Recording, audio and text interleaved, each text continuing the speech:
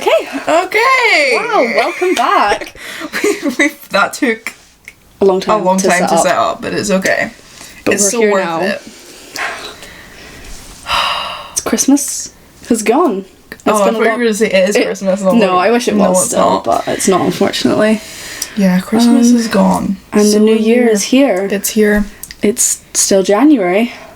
Somehow. But it's 2026, and we thought we would start off with a little recap of our 2025 on Letterboxd. Very small. Yes. Because we're a little embarrassed by it. I'm a lot embarrassed by it, actually. Because I didn't realise how much I just don't log my films that I watch. Terrible. And how much films I just maybe just don't watch. I can blame it on the logging, but I'm actually just thinking... it's just you. It's just me. I'm not to blame. Letterboxd is not to blame. I am to blame. I'll see if I can find it. So let's get it up. I think I remember I watched 50 films, or was it 55? Which I'm actually kind of embarrassed at that. It's not that much. You're embarrassed. Wait. What? I don't know if it's there. Oh, no, I'm sure you can find it in your settings somewhere, maybe. 2 hours later. Okay, yeah. We got there. We're here again. So yeah, I watched 55 films in total. Oh. I watched 23. But you probably didn't log like half of them. That's so true. But is it? I feel like, do you know what it is? I feel like I'm more invested this year in trying to get up the film count and watch more different films as well, because you know what's even sad about this number is a lot of them weren't even my first time watch. It was a lot of rewatches, which is fine. You can rewatch films, but for me personally, I think I really need to I agree. That's one of my goals this year as well, is because I'm like, oh my god, I should watch this and I still haven't seen that. Don't know if you can see that poster, but it says Pulp Fiction. Still never seen it, and it's pretty terrible. It's... And because I'm just like, oh, I don't want to watch that. I just want to watch something that I've already seen and I know how it ends, and I need to stop. Yeah. It's bad. It is bad, but it's and I need to go out of my comfort zone as well. Oh yeah, because we've been watching a lot of non-English films. Yeah, and I think we're going to continue to do so as well. We have a class that's watching non-English films, and I enjoy. And I enjoy. My most watched director is Francis Lawrence, because I read all the Hunger Games last year. Not all of them, the main trilogy, and then I obviously had to watch the main trilogy, so that's why he's my most watched director, which is kind of sad because that's only 4 of the films. Yeah. So But I think, obviously, because if you were watching, a wide spread of films, your actor isn't going to be, there's going to be so many different actors. Yeah. Even though we do watch a lot of the same genre, I do think, there's so many actors out there, so if you watch, a series of something, then it's bound to be. Yeah. My one, I thought was Alan Rickman. But it's actually... Yeah, it's actually just changed to Emma Watson. Oh. Oh. Well, because I rewatched Harry Potter in November, because yeah, obviously, why would you not? November times, but then obviously I would have watched at some point Perks of Being a Wallflower, because it's one of my favourite films, and then I would have watched Little Women as well, so that kind of makes a lot more sense for me. My most watched actor is, I don't want to butcher his name. He was also in Hunger Games as well. Yeah. But he was also in... Oh. He was also in a film called Leave the World Behind. Oh, yeah. Which I loved right up until the ending. Was he in the new Jurassic? And then he was in the 2 Spider-Man... Oh, really? Into the Spider-Verse, Across the Spider-Verse. So, 5 films. So what's his name? Really sorry. Mahershala Ali. Ali, yeah. I'll show you a picture. Him. If that's in focus. Him. My director was David Yates, obviously, because Harry Potter. was so interesting.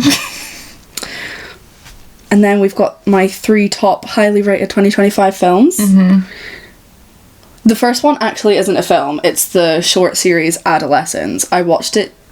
I didn't realise you could review that on Letterboxd. Because they're short, limited series, I think you can, because you, like, the episodes are really long. I logged, what was that one with Jodie Whittaker in it? On Netflix? Yeah. The one about the town and the sewage and her baby. I don't whatever. know. And then, obviously, Stranger Things. Which we'll get onto later. You could log. And then, you can do your number one highly rated 2025 film. My number one was Sinners, because I love that film so much. And I just want to take a second to say I'm so happy about all the Oscar noms that they've been getting.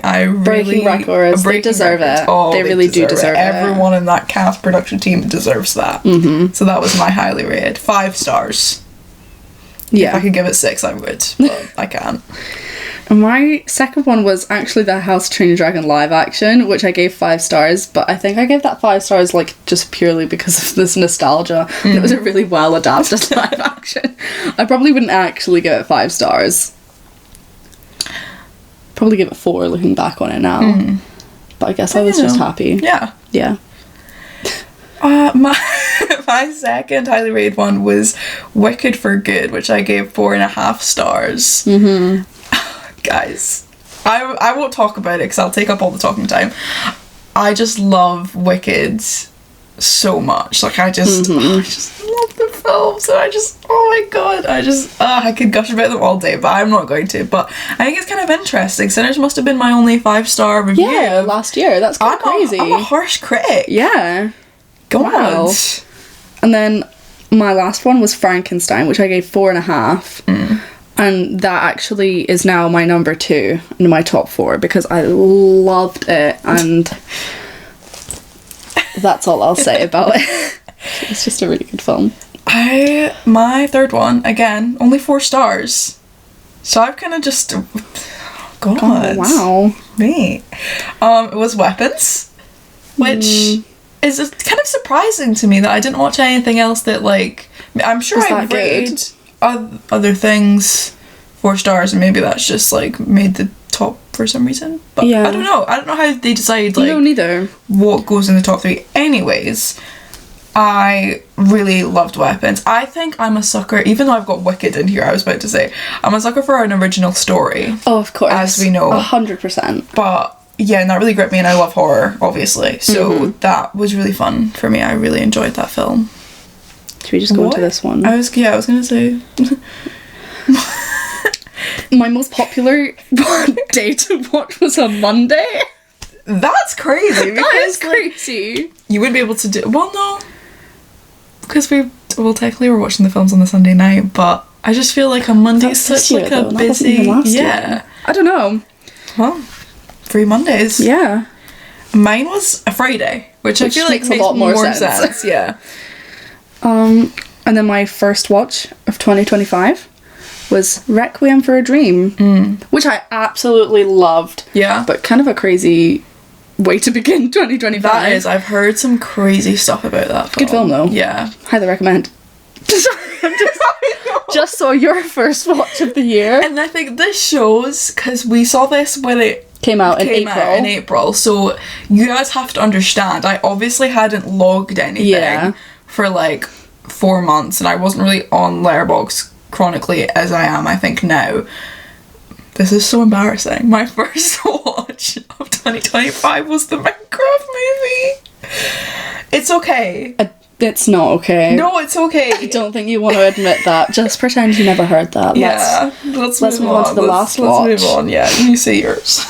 My last watch was Zootopia 2. I still haven't seen it. Yeah. Wait. So good. That should have been my number 1 film of last year. Yeah. It was incredible. Funny, good references to other movies. Yeah. Good sequel. Why not? My last watch was Wake Up Dead Man, the Knives Out one. Oh, I've still not seen that. It was do you know what? I saw you only gave it like 3 or 3.5. Yeah, because it was fine. I don't want to spoil it, but I do think you immediately know who the killer is because they give no other time to the other suspects. Like, I didn't care for them. Okay. They did like a bit at the start where it was like introducing all the characters and everything, but I just don't think they gave them they gave them a story, like a backstory, but I don't think they gave you a motive for you to care about them, to think maybe they committed this crime. I didn't really like the second Knives Out. Yeah, I thought it was the first one's the first peak. one. Like, and I love Daniel Craig in this role. I think it's a great Suits role him for so him. much. Yeah, I love it. But yeah, I don't know. I think it could have been better. I was kind of disappointed. But like, cinematography in it was great, I have to say that. Yeah. I think that's all. Is that really? it? What was your... Because my most watched theme is actually ridiculous. I don't really... Do you not want to say? I think mine's worse. Oh, that's not that bad. That's fair enough. My most watched theme is kids and animation. And I do love an animated film, but my Yikes. most watched? Yikes, yeah. Yeah, no. Ouch, that kind of hurts me. Mine is Epic Heroes. What does that mean? Like, action? I hate action. Like, I'm such an action hater. Yeah. So this is really... And then, like, my most watched nano genre is action, epic and emotion, which is just not me, like, my at all. most watched nano genre makes sense because it says eerie, fear and horrific. So that's more like it. Oh, I want that one. Yeah. Give me it. I just That's like, mine. I just don't want action, epic and like, that's just... anyways. Also, I've got a diary milestone that says my 50th, I'm assuming my 50th logged film, Yeah. was Harry Potter and the Deathly Hallows Part 2. My 50th film on Letterboxd. That much. Never got There we fucking go. milestone. Anyway, and we were also going to lead that into beginning 2026. My Yeah. first thing that I logged on Letterboxd in 2026 was the Stranger Things finale. Yeah. So I don't know if you guys... I assume that most people watching this would have seen Stranger Things because it's such like a big show. It's kind of and, made for everyone, isn't I it? loved Stranger Things. I actually never watched it when it first came out. I watched it when season 4 came out, and I watched the whole thing with my mum. And that's why I had to wait to watch season 5. Yeah. Because I had to go home for Christmas, which wasn't until like the end of December, and then we binged the whole thing. And you know what? I watched the finale, and my mum didn't even say anything. She just got up and left to go to bed. And I'm like, oh wow. If that doesn't say anything. Yeah. I just think, you know, I did watch it maybe from like when season 2 came out. So I was really young. Yeah, you like grew up And with the characters. grew up with the characters. And to watch that finale was just so like Just so disappointing. Yeah. I don't know, right, so what happened for me was, this was my experience. I watched it, I finished it. I was also watching it with my mum. Shout out to all the mums and daughters out there, and she just watched TV shows together, right? We sat there and I was like, oh, that was nice. And I was like, but like, if this doesn't make sense, then this how could this happen? Yeah. Like, season 5 as a whole, I think was very good. I'm not saying that it was bad or anything. Like, still a lot of thought was put into it. Yeah. A lot of the sets were very nice, and I can't think of anything else. The acting was fun. It was good. The acting was fine. And I was think going to say the writing, but the writing was not great. I think some of the actors definitely outshined each other a little bit. I think, like, you know, not to call anyone out, but when you're a kid and you don't have many lines because your character's missing for the first season, and you know, all you have to do is have these like demonic Tremors. seizures and tremors, and all you can do is And then when you're forced to have an actual storyline in the last season, maybe someone should have stuck you in some acting classes when you were a bit younger, so you're on the same level while everyone else was acting from season 1. Yeah. You know? And I just think... Although saying that, I actually think his acting was very good in season 2.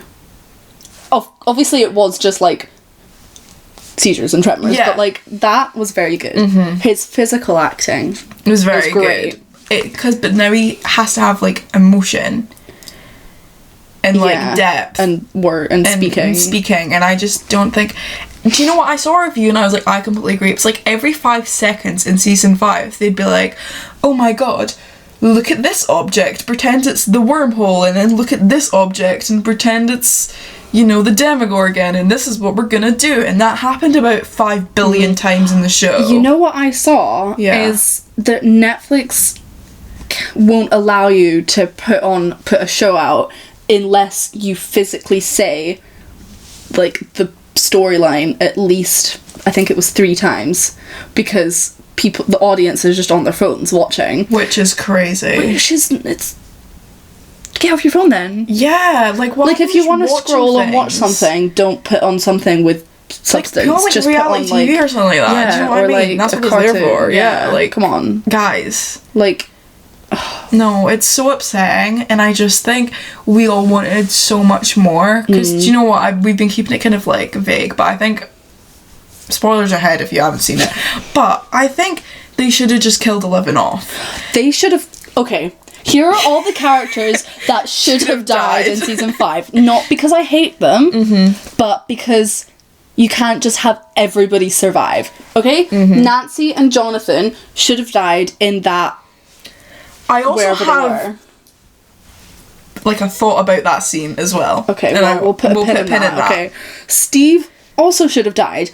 He had nothing going for him. At the end, he became a sex teacher. Sex ed teacher, sorry. He became a sex teacher, He became a sex ed teacher and a baseball coach. That's just nothing. No. If you didn't have a plan for him... Just kill him off. He served his purpose. It would also, killing Steve off would then, like, further Dustin's storyline. It would have been devastating on him, but it would have helped his character. Yeah. I don't think any of the main 4 should have died. They can all survive. Well, in my head, Elle did die. Yeah. There's no way she could have survived, and we can maybe get onto that later if we have time. It's actually impossible, yeah. I think that's all. Yeah. Realistically, what's her name? Karen probably should have died after that Demogorgon attack. Because that also just didn't really make any sense that she didn't die. Yeah. And also, where's the father? What's his name? Ted.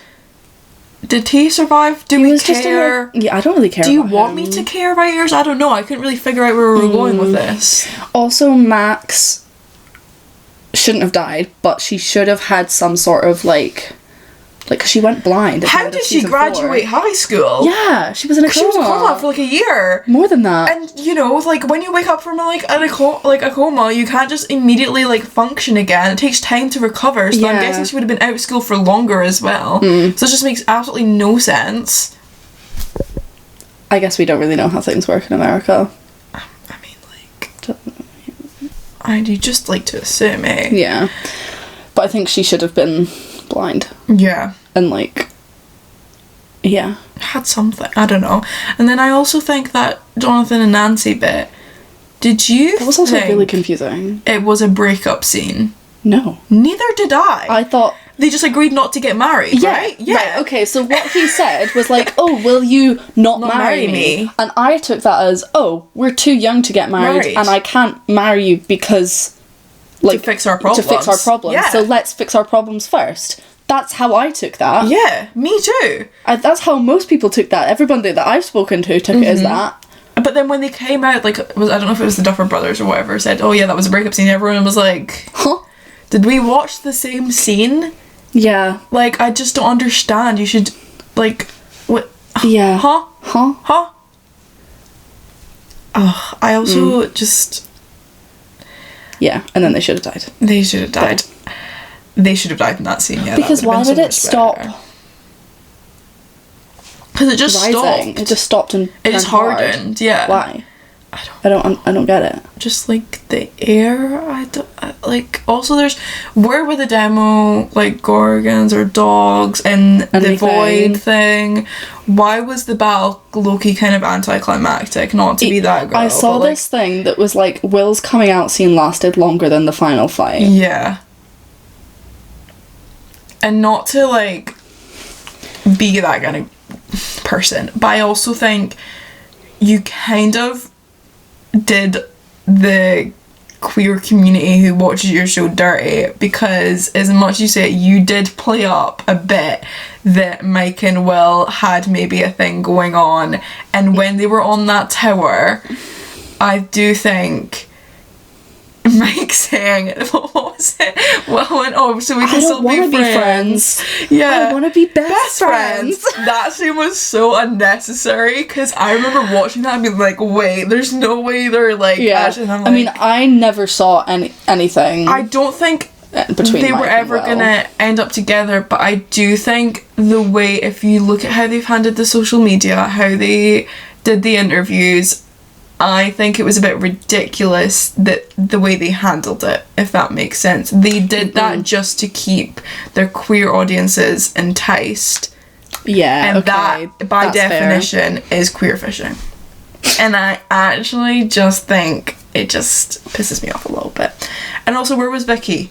Like, you could have just said, oh, we Yeah. broke up. It happened off screen. Don't say that. Guys. So yeah, I do think if this has proven anything, maybe don't use ChatGPT throughout your stories. I don't know. We all saw the tabs, guys. We saw the picture. We saw the picture. I did. 3 tabs. Not just 1. 3. I do think it's a bit ridiculous. But I wish I had writer. a lot more to say, but I don't think we have time I know. to yap. Which is really disappointing, This is really because there's the disappointing. whole physics conversation as well, and I'm not a science girl, I'm not a physics girl, Yeah. but yeah, I think that's all we have time for our first 2026 Sixth podcast. episode. We have a lot of fun We stuff have so much planned, which I'm really and I'm excited so for. excited for 2026. Yeah.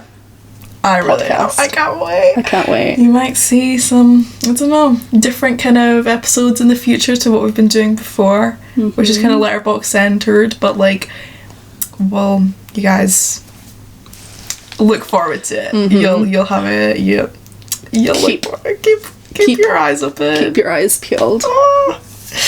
Okay. Okay. Bye. Oh.